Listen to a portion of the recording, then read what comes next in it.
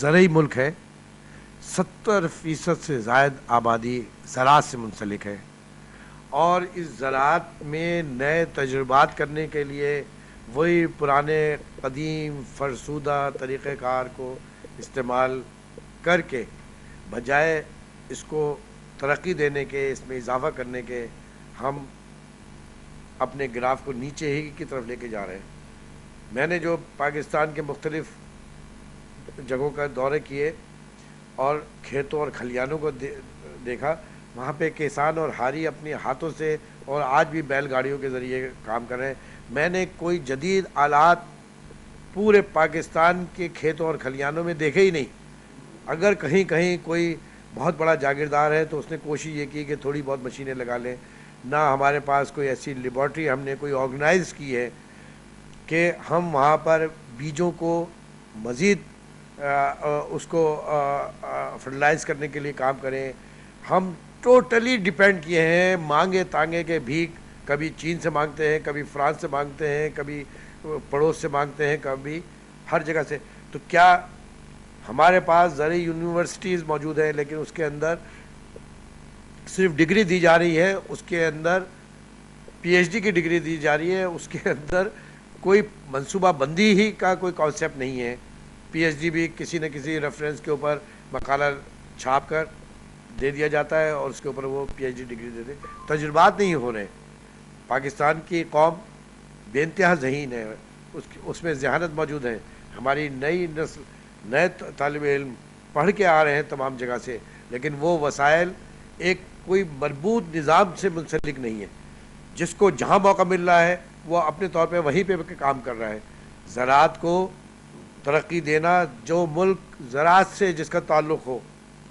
افسوس کی بات یہ ہے کہ 70% آبادی زراعت سے، ہمارے زندگی کا دار و مدار، ہماری ملک کی بقا کا دار و مدار زراعت سے وابستہ ہے، اور زراعتی کو سب سے زیادہ پسماندہ رکھا گیا ہے. نہ اس کے ہاری کے پاس اناج اگا کے روٹی ہے، نہ اس ملک کے پاس، پاکستان کے پاس، پاکستان کی عوام کو غذائی اجناس کی شدید قلت کا سامنا کرنا پڑ رہا ہے. ہمیں بیرون ملک اور پڑوسی ملکوں سے منگوانا پڑ رہا ہے اپنی ضروریات کے لیے. تو یہ تو تمام وہ سلسلے ہیں کہ اس کو ایک مضبوط اور مربوط نظام کے ساتھ اگر منسلک کر دیا جاتا، یا اب بھی کر دیا جائے، تو ہم بہت اچھے فوائد حاصل کر سکتے ہیں. ہمیں کسی کی لاچاری کی، کسی کی محتاج ہونے کی ضرورت نہیں ہے، بلکہ ہم یہیں سے یہ پروڈکشن اتنی زیادہ بڑھا سکتے ہیں کہ ہم اس سے ذرائع مبادلہ کما سکتے ہیں. سندھ میں نے ایگرو بیس انڈسٹری کے لیے جو انٹیریئر میں کام کیا ہے اور جو دعوت دی ہے پوری دنیا میں تمام اوورسیز پاکستانیز کو کہ ایگرو بیس انڈسٹری کے لیے جب بھی وہ آئیں گے تو ان کو زمین ہم بہت ہی نامنل قسطوں میں ہم کر کے دیں گے. ان کو زمین بھی دیں گے، ان کو فیسلیٹیٹ بھی کریں گے، ان کو جس قسم کی صوبائی حکومت کی طرف سے مدد کی ضرورت ہوگی وہ بھی ہم ان کو دیں گے. اور وہ جو زمین کی قیمت ہے جب وہ کما لیں اس سے 10 سال اور 20 سال کی انسٹالمنٹ کے بعد وہ واپس کر دیں. لیکن میں سب سے زیادہ اس وقت کوششوں میں مصروف ہوں کہ کسی طریقے سے ہماری جو زراعت ہے اس کو ایک انڈسٹریلائز، اس کے اندر اس کی طاقت و توانائی کو منتقل کر دیا جائے. ہمارے ہاں کھجور ٹنوں کے حساب سے ضائع ہوتی ہے، اور بہترین کھجور ہے ہماری خیرپور، سکر اور نوائی علاقوں میں. ہمارے پاس ٹماٹر کی یہ حالت ہے کہ ایک وقت ایسا آتا ہے کہ 1 روپے اور 2 روپے کلو ٹماٹر بک رہا ہوتا ہے، اور ٹنوں ٹماٹر ہمارا سڑ جاتا ہے، گل جاتا ہے. بھیڑ اور بکریوں اور بھینسوں کھلاتے تو وہ بھی نہیں کھاتی، اور اس طرح ہماری ٹماٹر ضائع ہو جاتا ہے. آپ یہ دیکھیے کہ اگر اور ہر گھر میں ٹمیٹو کیچپ استعمال ہو رہا ہے، وہ ہمارے پڑوسی ملکوں کا ہے. ہم ٹمیٹو کیچپ بھی آرگنائز نہیں کر سک رہے.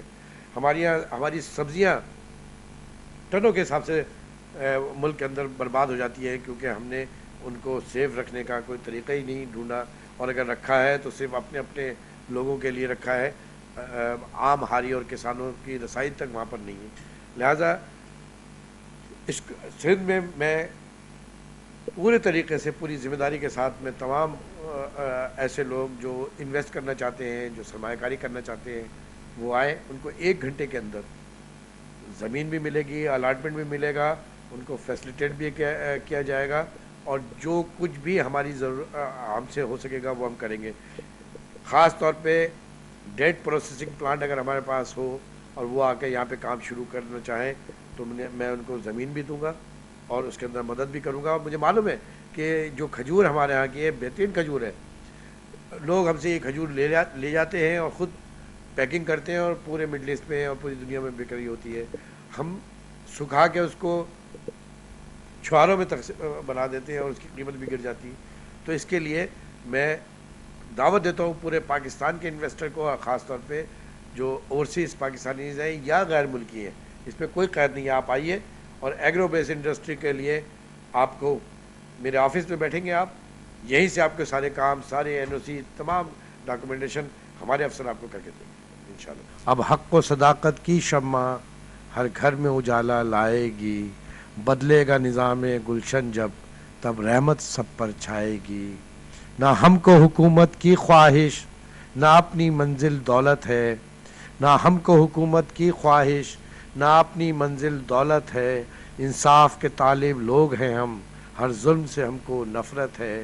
جب حق و صداقت کے پرچم سب صوبوں میں لہرائیں گے، جب حق و صداقت کے پرچم سب صوبوں میں لہرائیں گے، مظلوم وطن جب قائد کا پیغام وفا پھیلائیں گے، اس روز ہی سونی دھرتی سے اس قوم کے سالم جائیں گے.